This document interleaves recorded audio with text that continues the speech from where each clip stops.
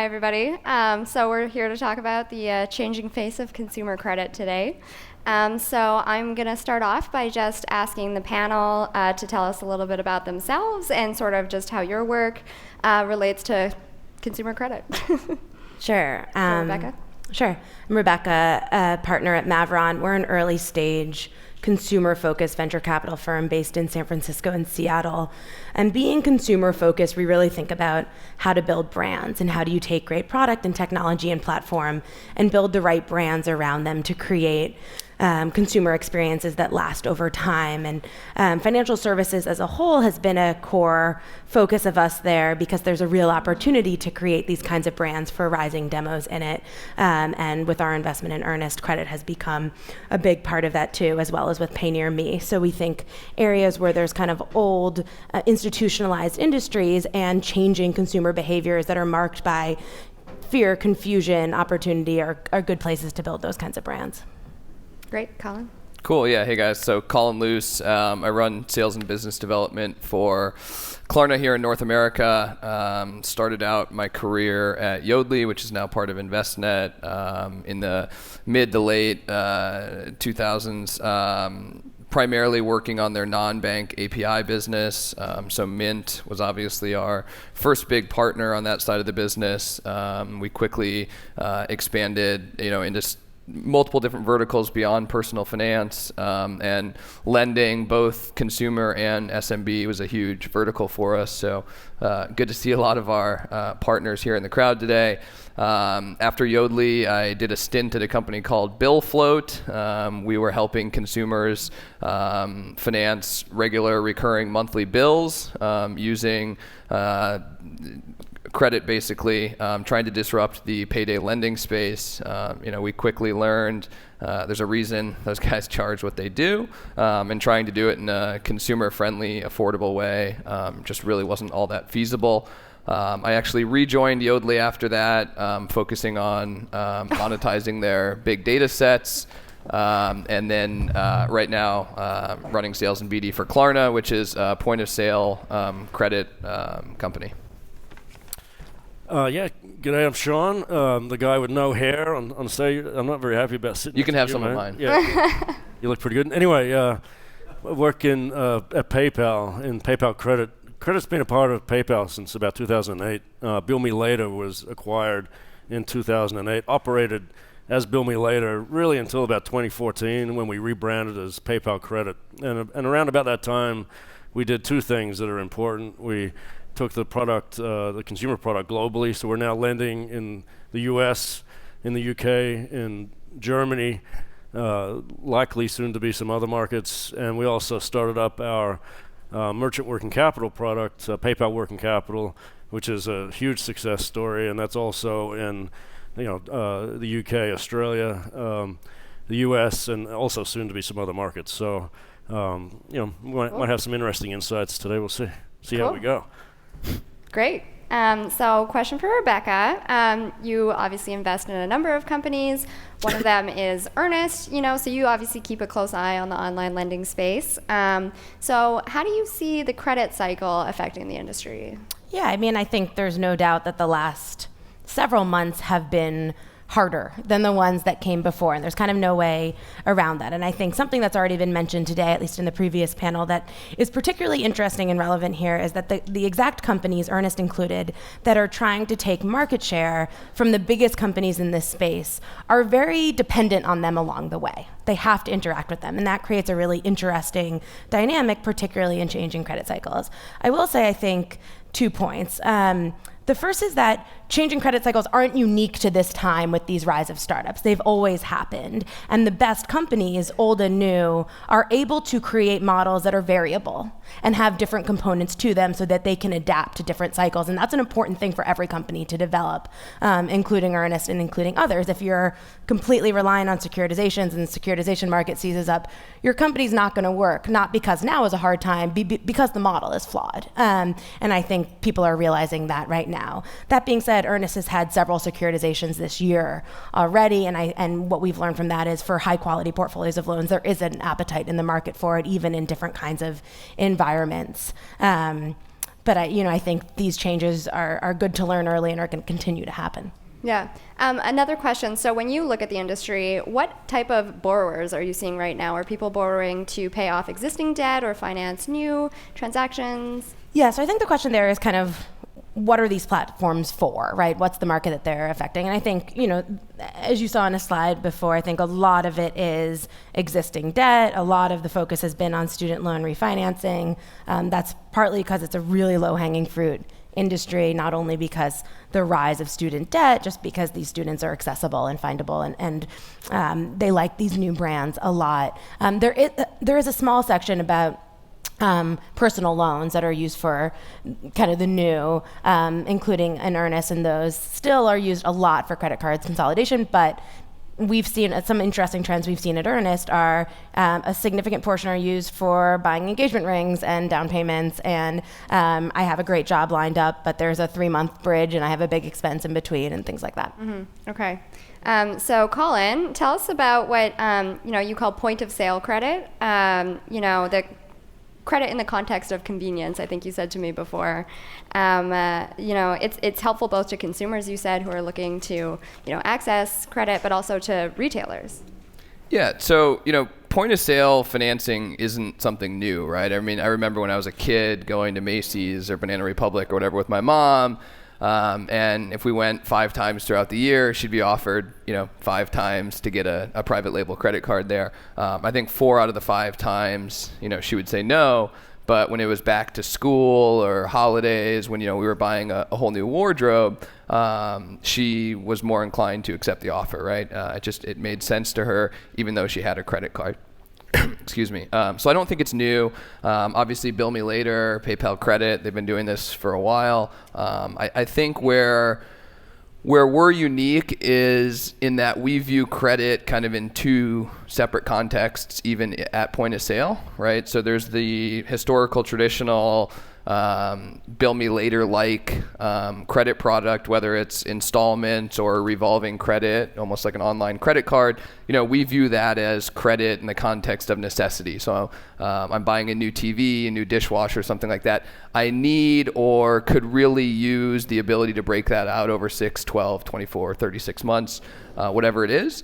But we think there's a huge opportunity, especially in lieu of the shift to mobile, where you can actually utilize credit in the context of convenience. So if I'm shopping on Dolls Kill or one of Rebecca's other sites, and I'm buying a t-shirt that's $60, it doesn't make sense for me to finance that over 6 months. It doesn't even make sense for me to finance it over 3 months. But if credit is something that can actually be easier to complete the purchase rather than pulling out my credit card when I'm on the subway and type in 16 digits, my billing address, etc., we found there's a huge appetite on the consumer end to utilize that and ultimately drive higher conversion, higher sales for the merchant. So we kind of break out our credit products into 2 different buckets, one of them being interest-bearing credit products for necessity, and the other one being a free 14-day credit product for convenience. And to qualify for the free one, we're not doing credit checks. It's not some cumbersome sign-up process. It's literally email address and zip code. And so we've found that that's actually easier for the consumer to complete a purchase using that product than using their credit card. And then when the consumer comes to settle up with us, whether it's an hour later when they get back to their desk at work, or if we're traveling here to this show when I get back to San Francisco a couple days later, they end up paying us back with their SPG Amex card anyways, so they still get their points. But the convenience of that credit for an hour, a day, a week has shown a lot of value, and our merchants love it too. Right, and they love it because it helps drive the transition to... Yeah, I mean, a lot of retailers out there today are scared of mobile, right? Because conversion rates have been atrocious. I mean, they're 50% at best of what desktop is. A lot of our retailers over in Europe, which is where we've been playing in this space for almost 10 years, they've seen their conversion rates on mobile creep up to almost on par with desktop, which is unheard of here. So we think there's a massive opportunity for that. Certainly. And can you just clarify for us, how is using Klarna different from, say, having like an Apple Pay wallet or a... Yeah, so listen, Apple Pay, it's not on the web yet. I think when it moves to the web, it'll be a little bit more competitive. I think sometimes we forget not everyone has an iPhone, not everyone has Apple Pay. I think the same thing for Amazon, right? The one click. Our thought is, how can we bring the ease, the convenience of Amazon One Click or Apple Pay or whatever it is to the mass consumer who doesn't have an iPhone, who doesn't have Android Pay. I mean, my mom, she has an iPhone, but she doesn't have Apple Pay, right? How can we give her the convenience of that same type of buying experience? Mm-hmm. Okay, great. So Sean, the Chief Risk Officer here, can you just tell us, how do you see the way that we identify credit risks changing? Well, it's interesting because I feel like there's two stories, so there's lots of stories, but there's definitely a U.S.-centric lens that you can place on it. I'm a little different.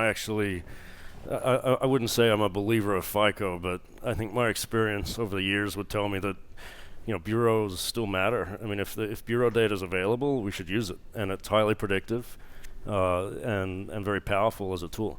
But without a doubt, the advances in computing, new data sets, and even for PayPal with the assets that we have that we can leverage. We have Venmo, we have Zoom, we have, PayPal has close to 200 million customers at this point in time where we can have access to the payment history. I mean, that's a beast, a huge competitive advantage for us to dig in and really understand different segments that are hard to really understand and lend against using traditional tools. So in the U.S., I think the opportunity is how do you supplement traditional approaches to credit risk? But in the rest of the world, it's actually very exciting. As an Aussie, I grew up in a country where essentially 4 banks own the market, and there's just natural barriers to entry historically because, they own the consumer base, they own the data. There hasn't been a wealth of credit bureau data that other players can come in and really tap into, and that's all changing as we speak. So you can go country by country around the world, and in fact, I think I read some statistics the other day, more than 65-70% of the world is blind or invisible in terms of credit bureau reporting. So, with the advent of the things I just talked about, it's really an opportunity for lending organizations to come in and compete against traditional players, but also open up the power of financing to markets that have never been possible before. So I think it's pretty exciting. The one thing I'd say, and I'm like a broken record, and perhaps it's because I'm the oldest bastard on the table here, but I think credit risk is it's not just about the front end. It's not just about acquisition. It's about a life cycle management approach. And I think, having spent a fair bit of time in the Valley now, where so much focus is on top line growth, I worry for the industry that we lose the emphasis on how much credit can bite you in the butt in different economic cycles. So, I like to talk a lot about assessing credit risk is also about how we bring new techniques to collections and recovery and make sure that that's a key capability for lending organizations because things will turn, and when they do, it will hurt companies that aren't prepared. Are there specific risks that you are at the front of mind right now? What are some of the big risks facing the industry? I think, like anything, it feels like amnesia sets in. We're in this beautiful economic environment in the U.S. People and regulators are looking for what happened in the past to happen again. I think we have to remain vigilant and make sure. And I said it already. Investments. If you're growing a business 20, 30, 40% in the lending space, an old boss of mine, she used to say, if it grows like a weed, it's probably a weed. Which I don't always agree with, but it's critical, I think, that, again, you look across the whole life cycle and make sure there's investments in the back end because, if your back door is not closed, it will hurt. And you've had some experience with that. Yeah, I mean, sure. But, so it's top of mind for us, and I think for, lending organizations that are startups. I mean, we still think of PayPal as a startup, but the lending organizations that are startups, I think it would be a mistake not to think about the whole life cycle. For sure. Great. So let's talk about alternative data. So I would love to hear from all of you what some of the new, exciting, different kinds of data sets that you are seeing in the industry.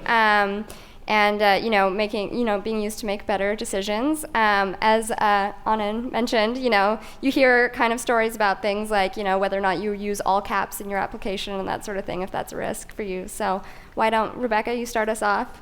Sure. I think, your point about FICO is interesting. I think right now it may be that FICO is the best we can do and that nothing has proved that wrong. And still with the data sets that are out there today, I think over time, there's a significant chance that will change. Platforms like Earnest collect over 100,000 data points per customer that they lend to. That doesn't mean that all 100,000 are meaningful pieces of data. And what you don't know yet and what has to be developed over time is how do you correlate what actually does matter? And how do you build out that data set and develop that core capability in the company? And that may be things like education and income, but it also may be surprising things too. Where we have seen that play out a little bit more already, I think, is in international markets. There's a company called Inventure.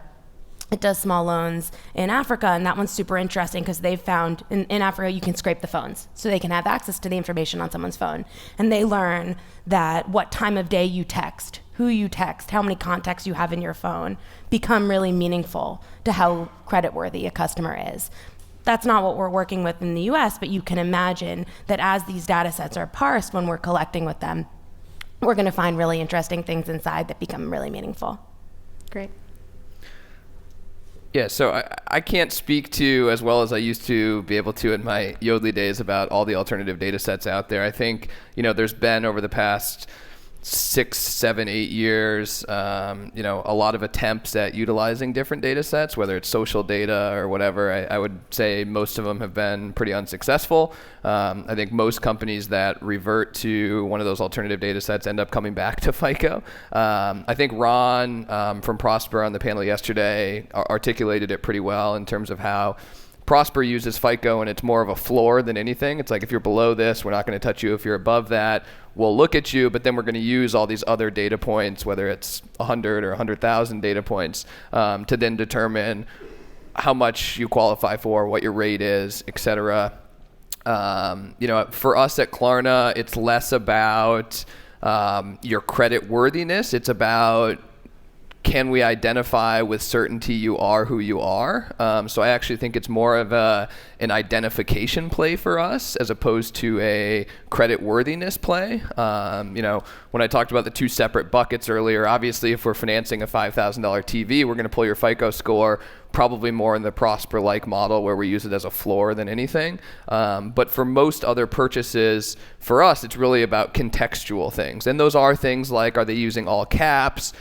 We look at things like, are you copying and pasting in your email address? Because if you are, you're probably pasting it from a fraudulent email list document, things like that. Our integration, we took the approach of actually deploying our solution as an iframe so that we can control all of those different data points, look at cookie data, browser data, et cetera.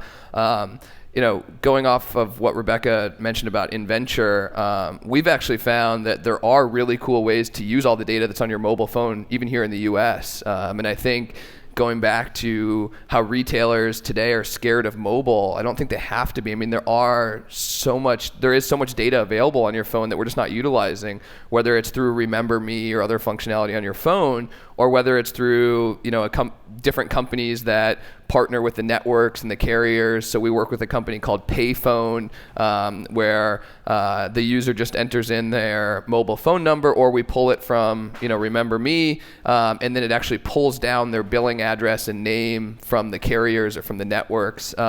We use it in a slightly different context, but I think in terms of identifying the user, that's a great way to do it as well. So for us, it's all about contextual clues about the individual transaction.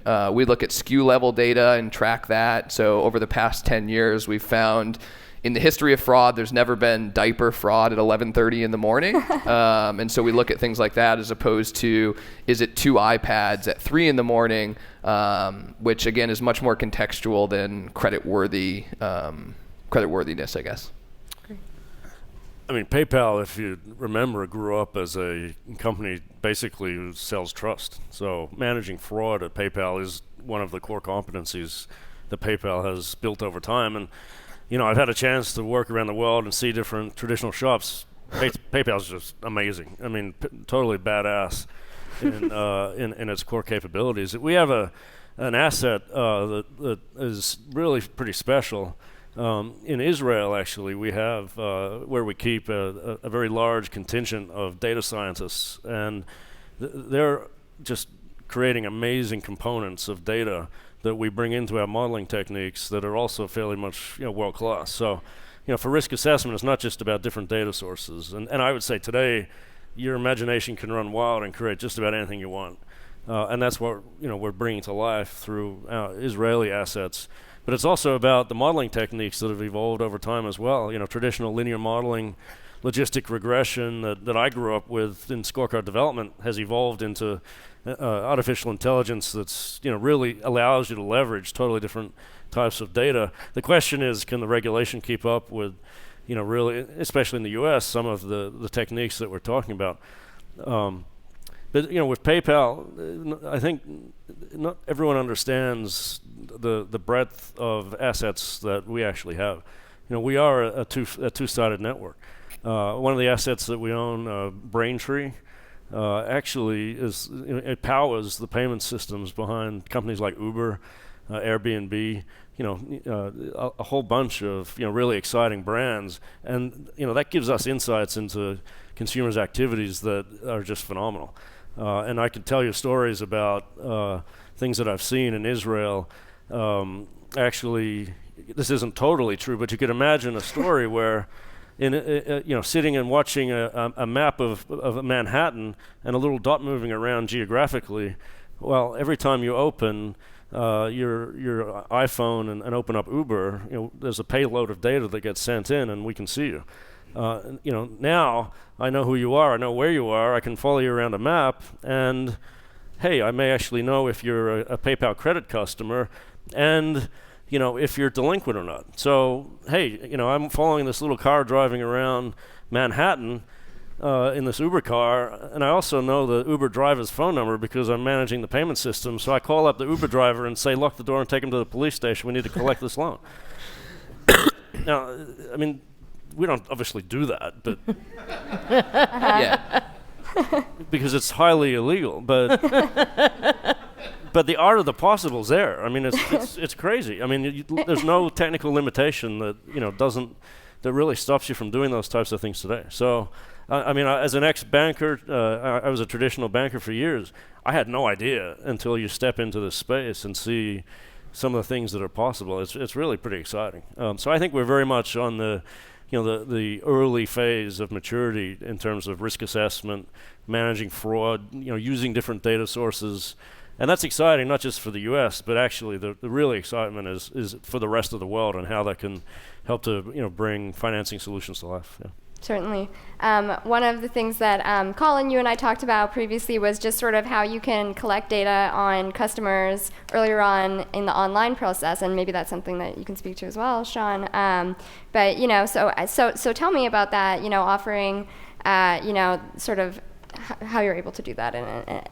Yeah, so there's a whole host of different technologies out there that allow us to track users, to your point, across multiple different devices, assets, wherever they are. Our take in terms of point of sale financing, which is where we apply this, is the earlier in the funnel you can identify the individual, the earlier in the funnel you can make a credit decision, which thus then allows you to dynamically offer credit or not, or offer the right credit product for that transaction, right? And so, again, going back to the two different buckets of credit that, we view, a 12-month installment product just doesn't make sense for a $60 t-shirt, right? But a 14-day one does. So making those credit decisions earlier in the funnel. But I think even more important than that, just purely offering or not offering credit is where it gets super interesting, right? Because if I am as a consumer get all the way through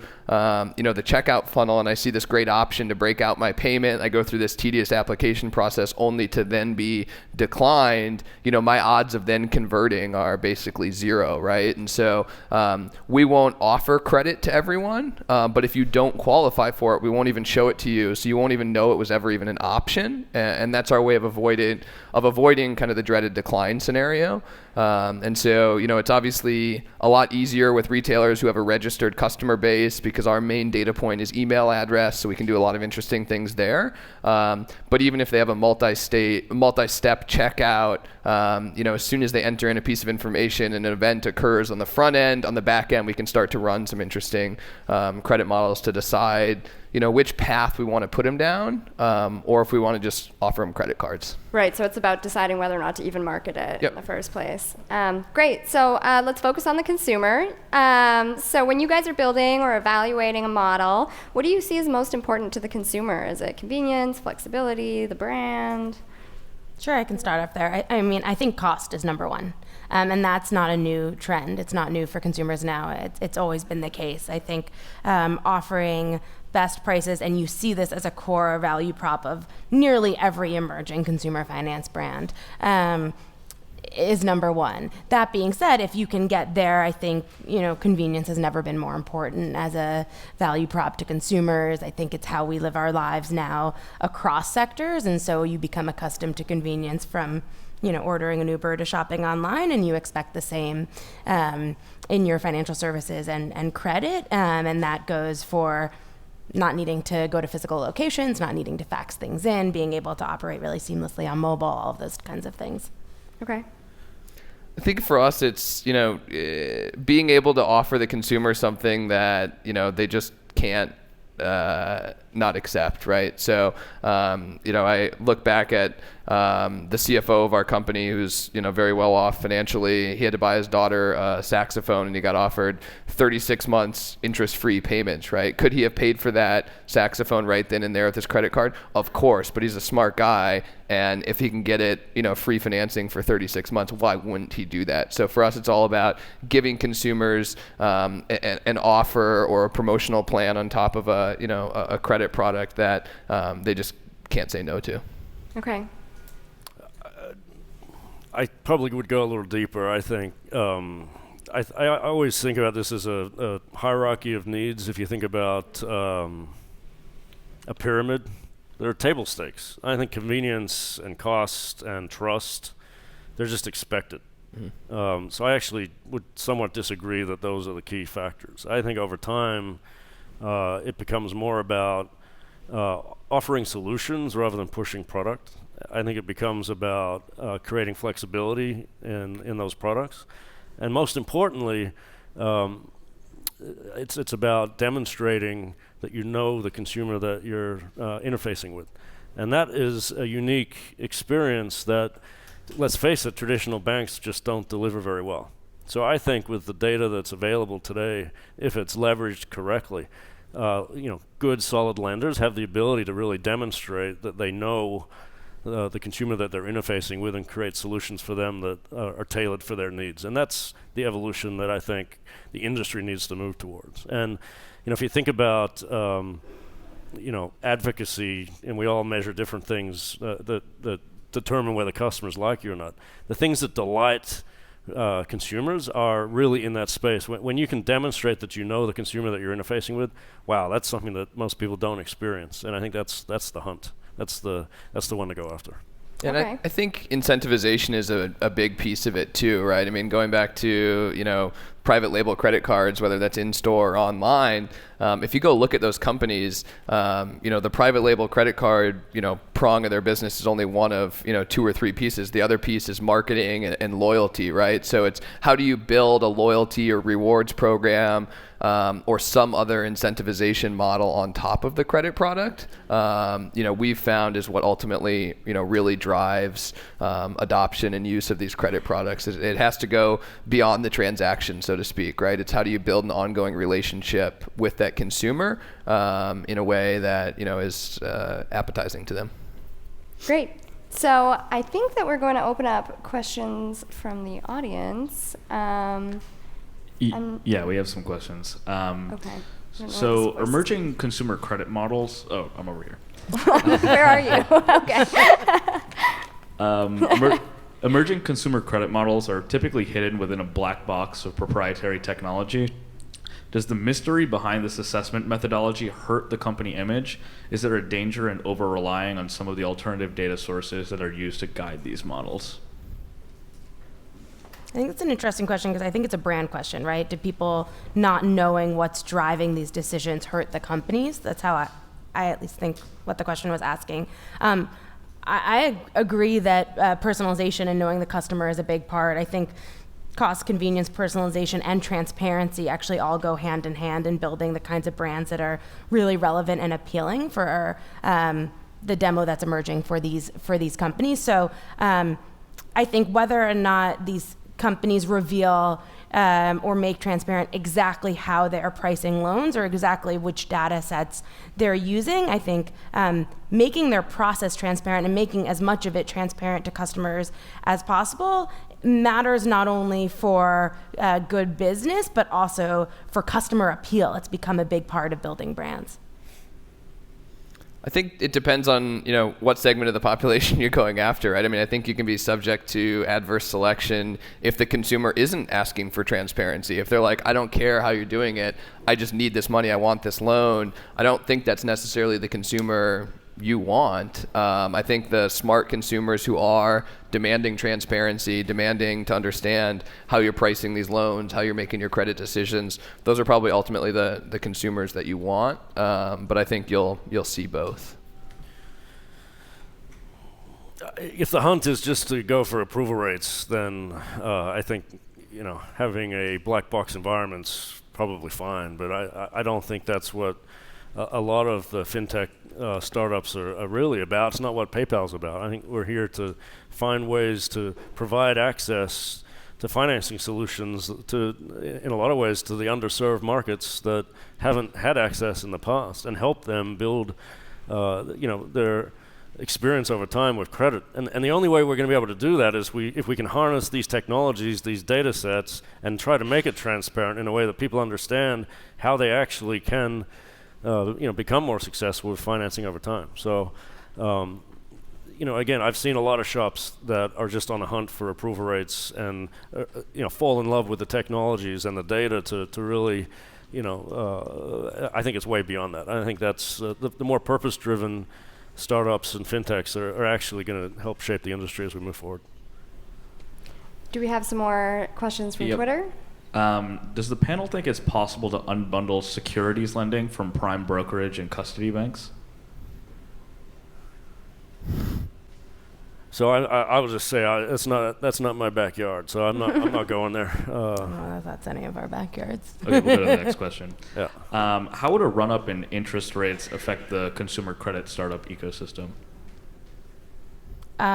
I think in a big way. I think a lot of these models are very sensitive and were built around a current interest rate environment, particularly when you're competing on cost, and built entire companies and backends that were really structured around a current market environment.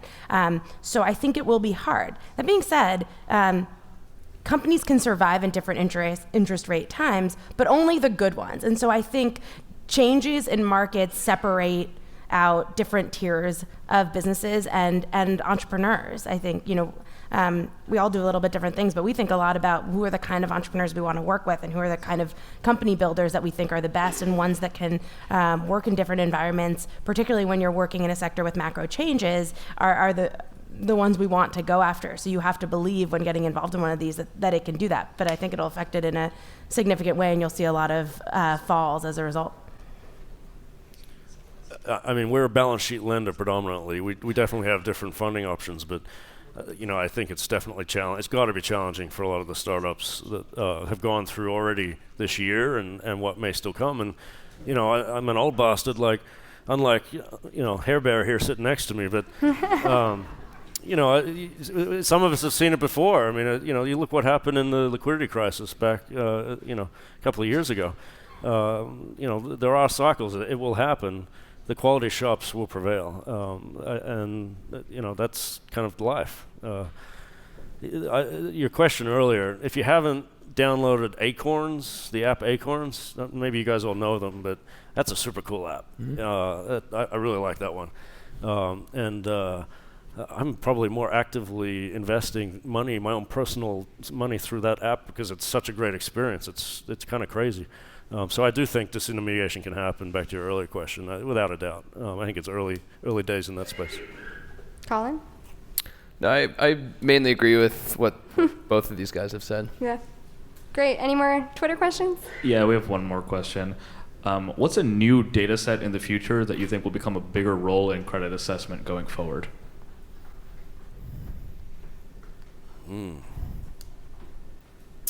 Well, I kind of like. Do you guys use Venmo? I do. Like the emojis.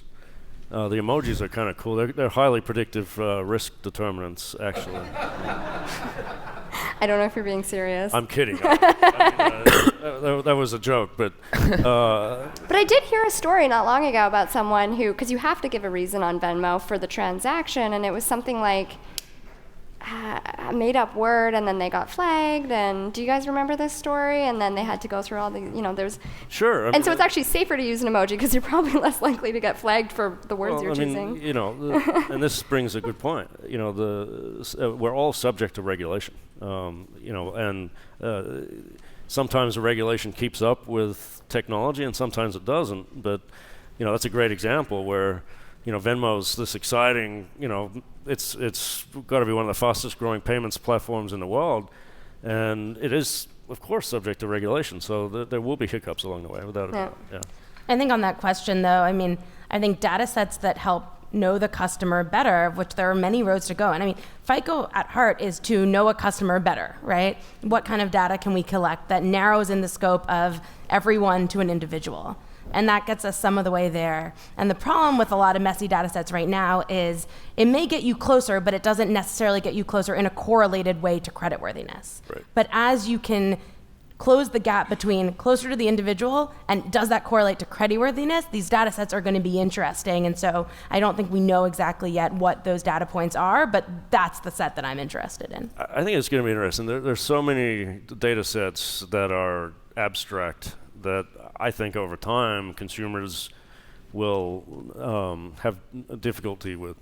I think I can imagine a time where we move to more of a permission-based environment where we're actually asking consumers to give us access to data that they have about themselves that can actually help us assess risk. And I think that's where over time I think it'll head. I think I think that some of the things I hear knowing that the data sets will actually be predictive doesn't mean that they, fit within, I don't know what the right word is, but, I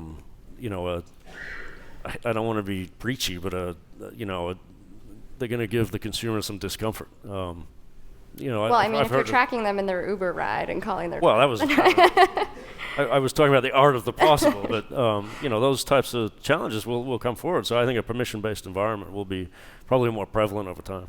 Yeah, I agree. And I think, since we're at a fintech conference, I'll go ahead and throw out the blockchain. I think there was even a company up here yesterday, Civic, who's doing some interesting things around permission-based identification using the blockchain. And I think if we go down this permission-based model, I think the blockchain could potentially provide for some interesting ways to do that. So.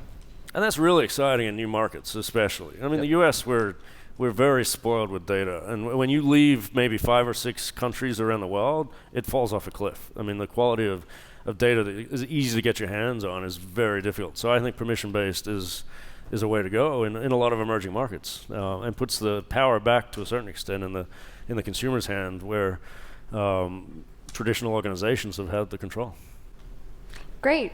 So we have 1 minute left. Are we out of Twitter questions? Sure. I have a couple of questions. Given what Sean said about the purpose-based enterprise, which I think is very laudable, do you think that firms like PayPal should be doing more with educating consumers and maybe even small businesses to have credit? So that was one question. Mm-hmm. And the second one was, we've got a lot better at pricing credit, right, for the last 100 years. So Mm-hmm. But there's still a level of cross-subsidization, and that actually benefits some people at the lower end. If we use data better and better, Mm-hmm. the logical endpoint is you would get to a point where, for a specified amount for each individual, everybody pays the prime rate because they're all going to pay back, Mm-hmm. except for a part of the population that can't borrow at any rate. Mm-hmm. Mm-hmm. And that's hugely productive economically, but it's a big social issue, right? Right. So I would be interested in what the panel think of both those things. Maybe Sean, can you repeat the question quickly for the audience? Well, I think one question was around, as an industry, what role do we have to play in education and treating customers fairly, et cetera. And I think absolutely. I think especially, I know being within PayPal, we take that very seriously. And I think over time, it'll become a bigger and bigger part of our agenda. If you've ever heard Dan Schulman speak, super exciting guy, and he talks about, the democratization of money and the management and the movement of money around the world, and how, we potentially can be a major player in making it a much better experience for consumers. So as part of that, absolutely.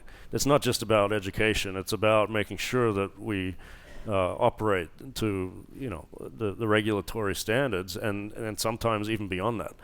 So I think, the key players in industry have a key role to really, bring that to life. I think your second question was around pricing and the evolution of pricing. And I think it's difficult for a lot of startups because they just don't have scale. Over time, I can imagine it's difficult for them to price in a way that, and that may be sometimes why they play in the higher risk segments where there's more juice in returns. I think it's a challenge for the industry, where we have a luxury of having scale at PayPal. And I think we also have the luxury of being able to recognize the benefit of how credit helps the ecosystem within PayPal. And there definitely, again, should be ways that we can return that value back to merchants and consumers. And in fact, we do today. So I think that's important. I'm not sure I'm addressing your question specifically. I don't want to make it just about PayPal, but I think the industry over time has to get better. All right, I think we have to wrap up. So thank you guys. Thanks Thank you. everyone.